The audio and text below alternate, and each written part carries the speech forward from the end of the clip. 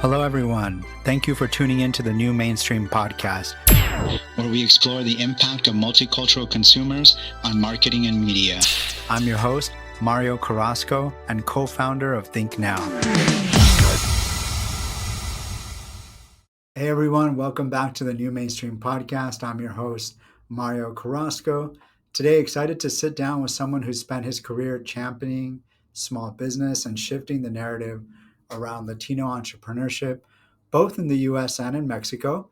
From his work at Grow with Google speaker to his current role at Autodesk, Israel Serna blends digital innovation, grassroots marketing, and a bicultural lens to help businesses thrive. We'll talk about everything ranging from Latino entrepreneurs and how they're powering the US economy to why Mexico is becoming a new frontier for businesses, both Europe and the US, and how identity and opportunity intersect in Israel's story. Israel, welcome to the show. It's a pleasure to be here. I'm excited to have a chat with you today about, all things career and beyond. Thank you for having me. So you brought it up, career. We always start with kind of how people ended up in their role, one of my favorite parts of the podcast. So let's start at the beginning. You've worked in marketing and business development. Like, how did you get into this space originally? Well, I think it's, maybe the story will resonate with others, but as with most cases, I didn't study marketing or business in college. I actually studied international studies, which Hmm. is a little bit different than international business, but still the same idea. My goal back then was to work for an embassy, believe it or not. So I Huh. had goals to work for an embassy, whether it be stateside or abroad, but work within that space. So my background educationally is international studies with emphasis in Latin America, which, as you guys will hear, is like a full circle moment with what I do now. But yeah, so I started in college with that, and then what really helped me shift into marketing and business was landing a internship actually with the Center for International Trade. So it's the Center for International Trade Center, and that shared an office with the Small Business Development Center. So one organization, which is the one that I was interning at, was helping entrepreneurs import or export. And then the other side was helping entrepreneurs start and grow a business. So that's where like the root of what I do now comes from, was from like that initial experience. So I really fell in love with helping small businesses at that moment and learning a lot about marketing. So as an intern, you can imagine I did a lot of roles within the Center for International Trade Center. One of those was producing various trade shows and conferences throughout US, Mexico, and Canada.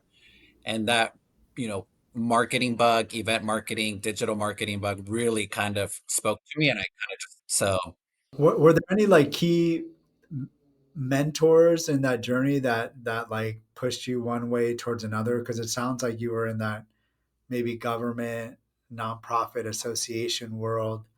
Was there anyone or any moment maybe that switched you to, you know what, this marketing, private side, business world might be better for you? yeah, well, that's an interesting question because, in college, part of the international studies program is looking at NGOs. So I felt comfortable in the NGO space right out of college because that's what I had been studying. Whether I would have landed in an embassy or not, at some point I knew I was going to work within the NGO space. So I felt really comfortable in the space. However, this exposure to international trade and marketing really allowed me to look beyond what I thought was like business, right? Mm. I quickly learned that I had that additional skill that a lot of businesses look for, which was that I was bilingual, that I was bicultural, that I had insights into other geos and other markets that your typical candidate or employee didn't, right? So it was sort of like an aha moment for me early on that I had something a little bit extra, like a advantage over other candidates. And so I started to lean into that more and more as I was like growing in my career. That's awesome. And have you like, so we're gonna get into your work at Google, but like I'm just curious, like how has that perspective of like in the NGO and working for this trade association, how has that experience helped influence your approach to helping small business on the private side, or has it? Maybe it hasn't. Yeah, no. Like I said, we shared an office with the Small Business Development Center. The bulk of the folks that we helped in the Center for International Trade Center were small business owners who were either importing or exporting. So I had exposure to small businesses and entrepreneurs right out of college, right? So in the meantime, too, as I was getting more and more comfortable with this idea of being bicultural and so forth, I was also getting exposure to entrepreneurship, which is something that really hadn't really been talked about in my household. And so I started to hear and see how a lot of people were starting and growing businesses in the US. And that right there was also like super inspirational because I knew that my work at the end of the day was helping somebody build or grow a dream, and in some cases, those entrepreneurs were also, you know, raising the next generation of entrepreneurs. So it was literally like a win-win. I mean, I just loved the space. I loved the idea of helping, entrepreneurs. So it was really enriching at that point. Yeah, and that's a great transition with your work at Grow with Google, right? Something I'm personally passionate about, entrepreneurship, and of course Latino entrepreneurship. Grow with Google really put you on the front lines of supporting Latino small business owners during a really tough time during the pandemic, right? What did you learn from those years of direct engagement with Latino small business owners? Yeah. So I was asked to join the Grow with Google program, which is a program that Google started, 8, 9 years ago with the idea of not only helping entrepreneurs, but also there's an element there to help students and job seekers basically maximize tools that Google offers to grow your business, grow your career, or help you land that ideal job. So the Grow with Google program was encompassed all of those things. A segment of that was obviously helping entrepreneurs. Now, from the story that I just shared, right, where I was an intern at the Center for International Trade Center, exposure to the Small Business Development Center. From that point to when I started working with Google, I had, by that point, 15, 18 years of experience within digital marketing, particularly, but also working for other um, for profits that had small business in mind. So, for example, like I worked for Constant Contact, an email marketing platform that really kind of specializes in supporting small businesses. So, with all of that being said, when the opportunity to join the Grow with Google program, initially having the ability to speak in Spanish and train in Spanish and the experience in the small business space was like a really nice to have, but it was right around the time that the lockdown occurred. So something that was a nice to have became like a critical thing for Google because small businesses were needing to shift the way that they operated overnight, particularly those businesses of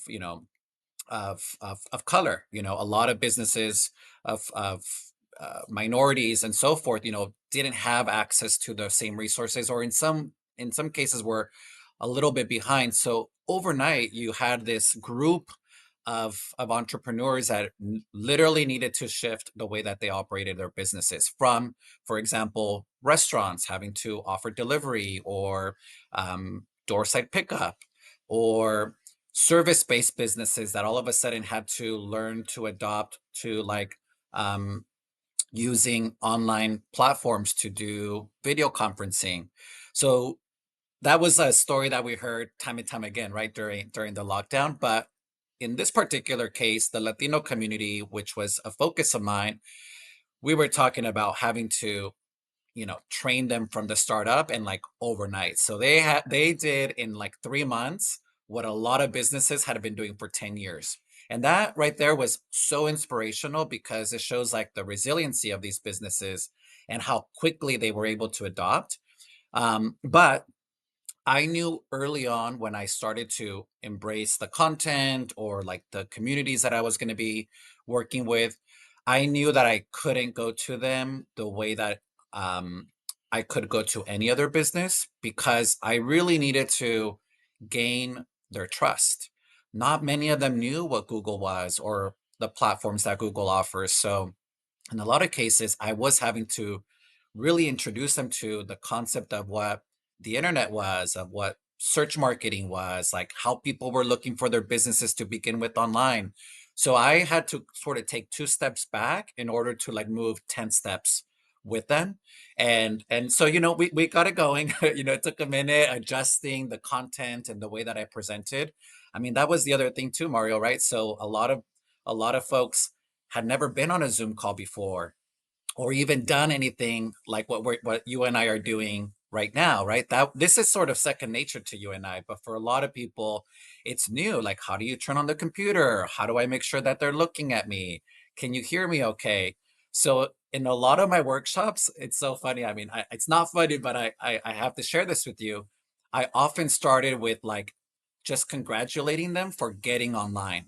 It was like, look, you're here. You made it. You can relax. Now the work is for me. All I need you to do is listen to me for the next 40 minutes because that was a lot for a lot of people.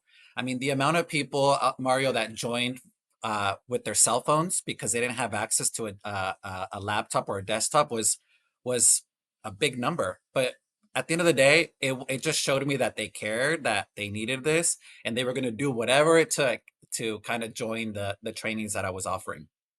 And what's incredible about that, right, is like I just think about the numbers. Like, I mean, and I'm sure you saw it firsthand, like how critical small businesses are to the economy. I mean, I don't know the numbers offhand, but I think it's like more than 25% of people are employed by a small business, right? Um, and I'm sure like you're talking about this digital transition for many of these Latino small businesses, underrepresented communities, minority owned businesses, but they were employing people, right? Like they're employing people, critical parts of the community.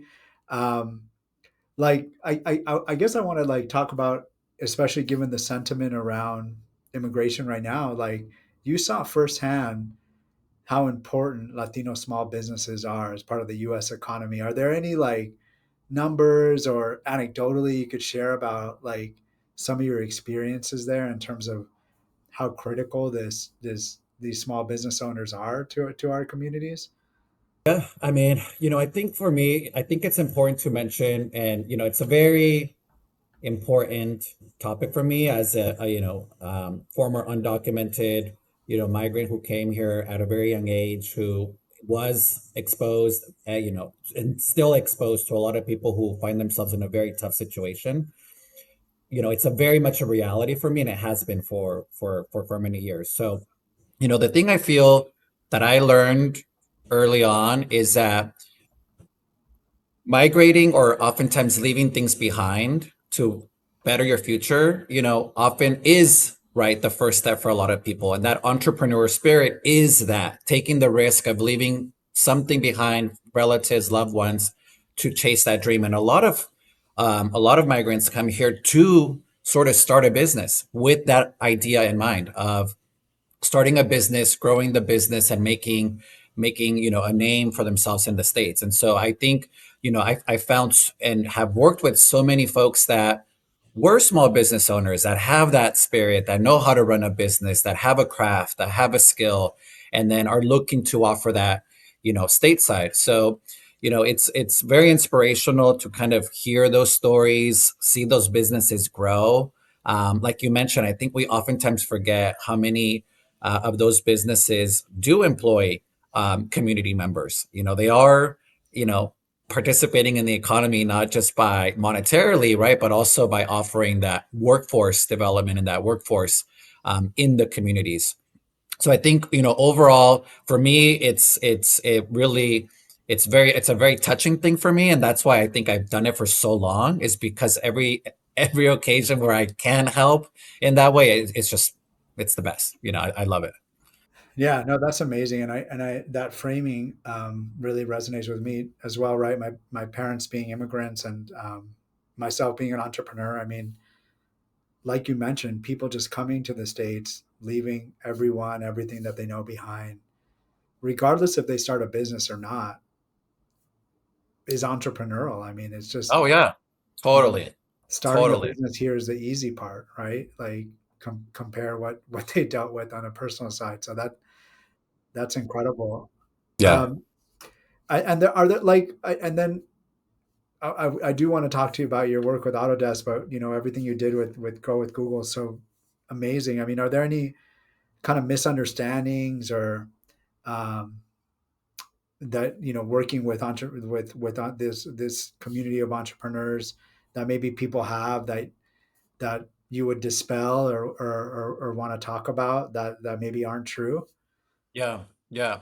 So I'm going to answer this like two ways, right? Because I think there's the perspective of like a Latino looking at the community and seeing what I can identify and the areas, right? So for me, there was definitely this, for me initially was really understanding what is the digital gap that's happening, right? Like where do we land? Like do we feel comfortable in the digital space? Or why don't we feel comfortable in the digital space? And what I found oftentimes is um a lot of entrepreneurs were hesitant about the digital space because they didn't realize that their audience was there, right? So a Mm. lot of it was really highlighting to them, like, no, in fact, you know, a bulk of us are paying for things through our mobile device. In fact, a lot of us are finding out your business because we're Googling you or because we saw your Yelp, right? So I think initially I realized like, oh, there's just not an awareness of what this is, you know and then I think from the outside looking in, right, so as like a Google or any other employer that I worked for, right, it was really uncovering the potential of this audience. And it's not that they're not hesitant to do it. Is like, as I learned with the Grow with Google program, they just needed the tools and that somebody to sort of handhold them, to sort of help them understand like the reach of what was, available. So for me, what in my work with Grow with Google, it was hold handing. It was like bringing them along and like patting them on the back and saying, "Yep, you're doing good. This is what it's supposed to look like." And so I think from the outside in, I think it does sort of in a lot of ways make sense to work with somebody like me that can understand and communicate and have the sympathy that I think is sometimes needed just to do the hand holding initially. So um, I've seen both sides, right? My personal experience of what I've learned and then what I've been able to, teach others in the process. That's great. And where I go to is like, I'm sure the work that you've done is still resonating because there's such a community factor just among entrepreneurs, regardless of your heritage. But I think especially among the Latino community, that I'm sure the people that you help are also helping other people in their networks. Like, oh, hey, you're not online. Like, so that's just that halo effect. I imagine is still happening today, right? Yeah, I mean, the amount of referrals that I got to my webinars because one attended and then it was like, oh, I need to, have my comadre join, or I know somebody else that should be listening to what you just shared with me. So there was definitely a lot of that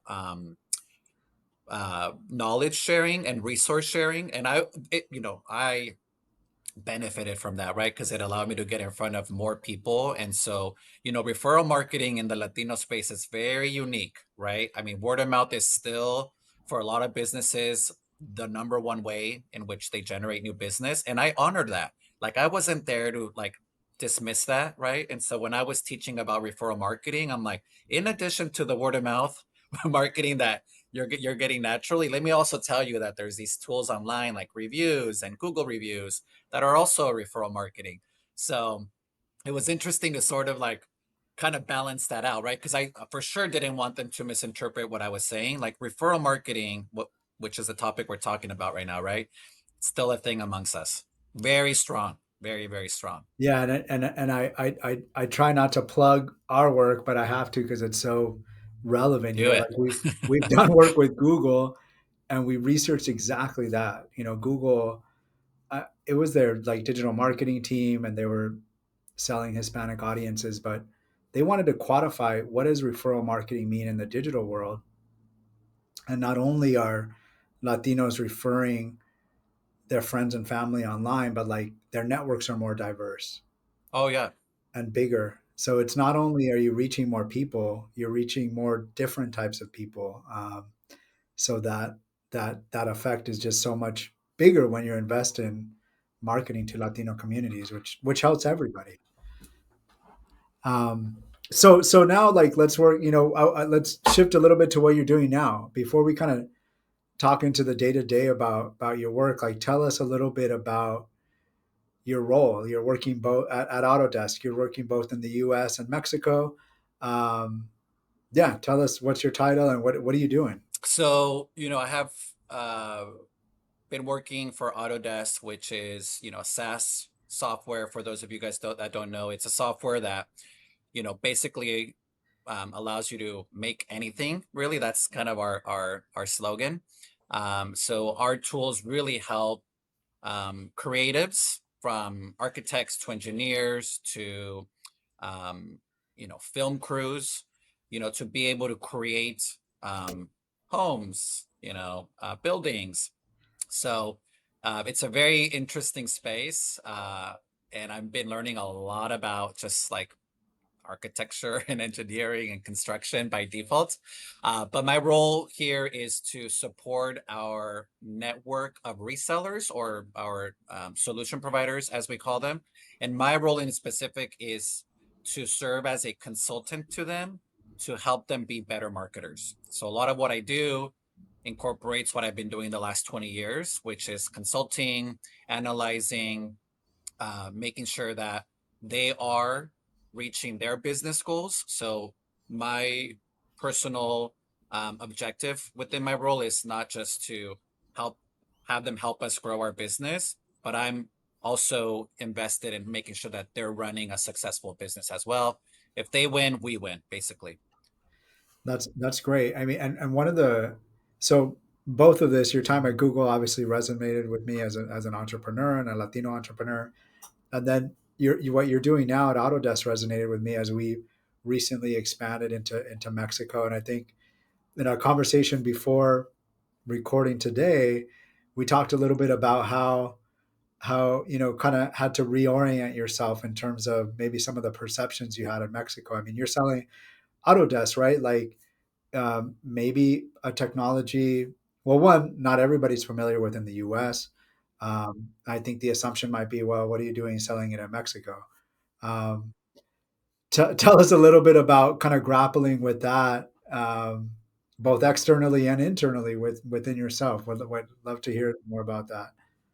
Well, I'll tell you, the reason why I was even attracted to the idea of working for Autodesk is that it's a global company. So it's existed for, well over 40 years. It's a software that's been used by millions and millions of creatives and architects and engineers. My work initially was to work primarily in North America, but I have recently been given the opportunity to support our partners in Mexico. So it's been really eye-opening for me because, and I'm going to share this on the personal level, like what this has been meaning, to me. In our conversation, Mario, we talked about, how we, growing up in the States, yes, we were exposed to a Mexico through the lens of like our parents and our Mhm. siblings, or through culture and customs, right? And that was very much, I've always felt very, very much connected to Mexico. I was born there, but raised in the States, but still was very Mexican in my household because of traditions, customs, languages, TV, fiestas, the whole thing, right? What you quickly realize, right, is like, somebody like us, who hadn't been exposed to, let's say, the business world, or didn't have a parent, for example, that worked a career or a profession in this space, right? it's a new thing. So for me, it's been very eye-opening because, I've had to sort of unlearn a Mexico that I was exposed to growing up. Like I said, this is just my experience, right? And it's no fault to my parents or anybody. It was just like, we come from Yeah. a pueblo, we come from a rancho. Like we're not from a big city, right? Where we were exposed to a 9 to 5, or folks going into an office. So for me, it's really been eye-opening in a really positive way, because what I've had to unlearn is that oftentimes, we think that innovation comes from the north to the south, right? That Mexico heavily relies on the US, for example, for innovation and things like that. And the reality is that that's not the case. Mm. I get the privilege now of being exposed to individuals who are not only changing the way the landscape in Mexico, but are folks that are changing the way that the global or in the world, right, how things work. So there's a lot of, you know, talented architects, engineers that are really changing the way in which we live, right? Whether that's architecture or a product or a car, or a service. And so it's been really inspirational for me to be exposed to this world recently, and particularly through the lens of like Autodesk, because we do get exposure to these industries that are fascinating, right? So yeah, so it's been really really good. No, that's awesome, and I think our journey kind of similarly reorienting how we thought about Mexico, and also just I think Latin America in general. I think a seminal moment for me was, so we do consumer research. Um, we had more and more Mexican companies, Mexican brands asking us to do research on U.S. Hispanics about how they can expand, and it was like really amazing, right? That you have Latin American brands seeing the opportunity in the U.S. And we're replicating kind of the work that U.S. companies are doing in the U.S. But like thinking about brands like Bimbo, right? That bought Hostess, and I feel like not much has been talked or written about that. Like Hostess is, to me, is one of the most American brands, right? And a Mexican company bought it, and what that means, I feel like, is much bigger than that brand. That trend is happening more and more and more, and it's been increasing. Right during the pandemic, we saw Mexico become the U.S. number one trading partner versus China, and now kind of what's happening from a trade perspective. Countries are now like, well, I don't know about the U.S. Like, what's south? Look at Mexico. Look at the innovation, the growing middle class, and all of Latin America. I mean, I was just in Peru, for example. Um, I saw cars I've never seen before, like all the Chinese EVs, and I was in Ubers that are like, I was like, what are we doing in the U.S.? Like, like the technology in these cars were amazing, right? And I don't know. It's been, I think, similarly, right? Just really cool to work in Mexico and the rest of Latin America and see in many ways um, innovation is just alive and well and growing and thriving. Yeah. No, it's true. I mean, I think, my prior experience, with Autodesk, before Autodesk, was in trade, right? So, but oftentimes you would just see the importing of cheap products and cheap labor, right? That's really kind of what the importing piece of it was from LATAM, right? I could tell you that today, a lot of that is more innovation that we're exporting, ideas, and so it's not just a cheap product or a cheap part because you can produce it south of the border. There's a lot of folks that are being brought to the states and all globally, not just the states, because we think just because you got to the states you made it. Mexico has Right. been going all over the world before even coming to the US, right? So they no longer solely rely on the US, and there's markets out there that are seeing the value and the talent in Mexico. There's one recent architect, Frida Escobedo, who's a talented architect who was hired to do the expansion at the Met in New York, right? That's Wow. a Mexican female architect, right? Who is doing well in her career. They saw the talent, but she's also doing things all over the world, not the US. So I think it's what's interesting now about Mexico in specific and Latam in general is the talent, the innovation that's coming out of the countries. Yeah. And that, I mean, I think there's something there for entrepreneurs, maybe in the US and globally, to learn, like, from this experience. Like, Yeah. I don't know if you, I guess, in your role at Autodesk, directly deal with that, but what can US companies do and global companies outside of Mexico do to shift their perception about business in Mexico? I think you hit on one of the things, like, it's not just about importing cheap products. I mean, there's tons of talent there, right? Yeah, totally. I think true collaboration or cross collaboration. This is the world that I live in. Is it partnerships? It's like how can you help me and I can help you, right? This mutual understanding of not just taking. I feel like for so long it has been, us taking resources and cheap labor and the fact that I think, I think companies should really look at one, uh, opportunities within that market. So bringing products in, right? So now all of a sudden you're importing into Mexico. I mean, the amount of entertainment that gets imported alone, right? I mean, I go back to Mexico and my cousins are like quizzing me on Game of Thrones, and I'm like, I have never watched the episode, you know? So, like, they are consuming. And what's interesting is it's like a lot of like my cousins and stuff like that, they're learning English through consuming entertainment, right? So, if we just look at that angle alone, like what we are importing from that perspective, I think companies need to understand that you're essentially um, building a audience in another country that understands you culturally, that understands your nuances, that wants to be a part of that experience, and so it would benefit a lot of businesses to look at it from that perspective, right? This idea of growing a network within a country. I think there's a lot of opportunity there as well, not just with entertainment. I think with a lot of things, right? And I also feel like a lot of folks. I mean, I talk to a lot of people who don't want to come to the States. They have a good career. They're making really good money. They own a home. They own a business. They're like, no, I'm good. If I'm going to go to the US, it's because I'm going to go to Disneyland or I'm going to travel or whatever.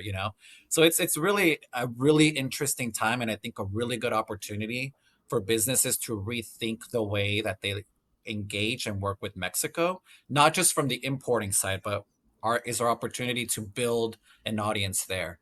So No, that's a great reframing, and a company that's already on that, that's incredibly successful, is Netflix, right? Like, they just invested $1 billion in production facilities in Mexico, and personally, some of the best content. I mean, obviously, I'm biased because I'm Latino and I'm consuming.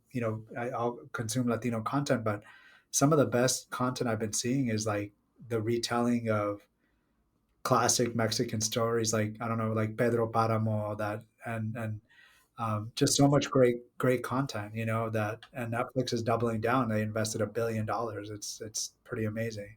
it's one of my favorite things to do when I'm in Mexico is Yeah, do the Netflix thing because I also like to see what they're not offering us in the States. And there's content for days. Content for right. days. I think Netflix, as you said, it is a really good case study of a company that's understanding the local regional market without sacrificing, right? Like it's like a nice balance. So Yeah. they're giving that audience a little bit of what they're looking from North America with TV, but also creating their quality, by the way, quality content. They're not, I don't think that they are you know um you know investing less, right? In fact, I think sometimes their content is a lot more quality than what we have. Oh, for sure, for sure. Um, Believe it or not, we're almost at the end, but I want to save some time. Kind of full circle for you. You went helping entrepreneurs with Google, now Autodesk, and now you've launched your own entrepreneurial kind of thing with, and correct me if I'm wrong. Is it HEMCASA? So bringing Mexican vintage design to new audiences. How has that entrepreneurial journey now kind of influenced your professional journey? Yeah, well, it's having been around entrepreneurs, for the bulk of my career, I've learned um, through them. Unfortunately, sometimes through their mistakes. I think that was probably the biggest takeaway for me these last years is learning like the mistakes or things that I should avoid. And so it's been believe it or not, it's been like an MBA that I've earned in the last Oh, I 20 years bet. by just working with small businesses. But yeah, I finally got, stung by the entrepreneurial bug to start my own thing. And it really is coming from a place where, my partner, he's an antique dealer. So I've been exposed to beautiful antiques for a while and learning about their value and how to curate a collection, what sells, what doesn't sell. So traveling in Mexico, you realize just how much beautiful artisanal products there are and the talents that there are in Mexico to build beautiful furniture and both modern and traditional, that mix or sometimes very innovative. There's so much talent, I think, in Mexico when it comes to interior design and decor. So anyway, with the idea that I already had exposure to antiques, that my partner does have an antique shop. I started a business. So HEM, it's an acronym for Hecho en Mexico. So it's HEMCASA. And I specialize in curating products that are one of a kind, both vintage, sometimes antiques. So right now, I pretty much specialize in vessels or pottery.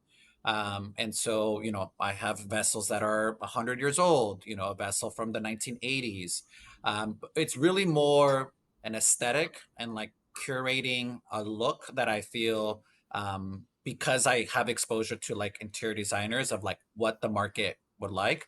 So it's been a really fun journey. It's a total side gig. I get to go and find beautiful things on my trips, and so like I said, it's really mostly like curating collections of things. And it's all about curation, right? I mean, like that's the hottest thing right now in entrepreneurship is curate, whether it's experiences, clothing, products. Like people are inundated with so much choice that I feel like we're now on the opposite side. Just tell me what's cool, tell me what looks good, you know? And that was one of the key things for me was essentially not filling a site with 80, 90 different products or different SKUs. I really believe in the one of a kind. I mean, you'll own a one of a kind piece, but it's also like really carefully curated. Like there's a look to what I'm trying to do. But I also, because of my experience in marketing and stuff like that, I know my audience. Like I know ultimately who I want to sell to, and so that really allows me to, kind of curate to my liking, knowing that I already kind of know know who Yeah, I want to sell to. that's awesome. That's awesome. That's great. Well, I'm gonna. So one, like, if people want to learn more about your business, how can they? What's the website there? And then for people that want to connect with you professionally, what's the best way to interact with you if they want to reach out to you after listening online? For sure. Thank you. Well, I appreciate the opportunity for the plug. Really, I'm the most active on LinkedIn. Um, I like to share articles that are like digital marketing or branding or communication related. So I really like to also curate content for my audience. So I invite you to find me or look for me on LinkedIn at Israel Serna. So feel free to look for me there. And then you could also find me on my website, which is israelserna.com. You could find out a little bit more about what I do. I'm not currently offering webinars at the moment, but I am looking to start them the second half of the year. So I will have some educational content coming up the second half of the year. We're going to get into like AI stuff because that's all the rage right now, right? But also, I want to kind of start to focus a lot on storytelling and then particularly Mario around how entrepreneurs can do storytelling for themselves. That's one thing that I've learned is that a lot of entrepreneurs simply rely on their logo as their brand, forgetting that they are the brand. So I want to start to teach entrepreneurs how to like own being an ambassador for your own business and building a brand around you, the entrepreneur. So a lot of that is coming up in the future. Awesome. So for everyone listening, we'll have all those links in in the episode notes. So thank you, Israel. Thank you so much for sharing your story and your insights. And thank you, everybody, for listening. Thank you. Thank you for watching.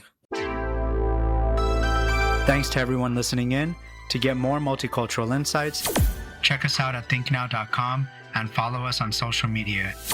You can also subscribe to this podcast on your favorite platform.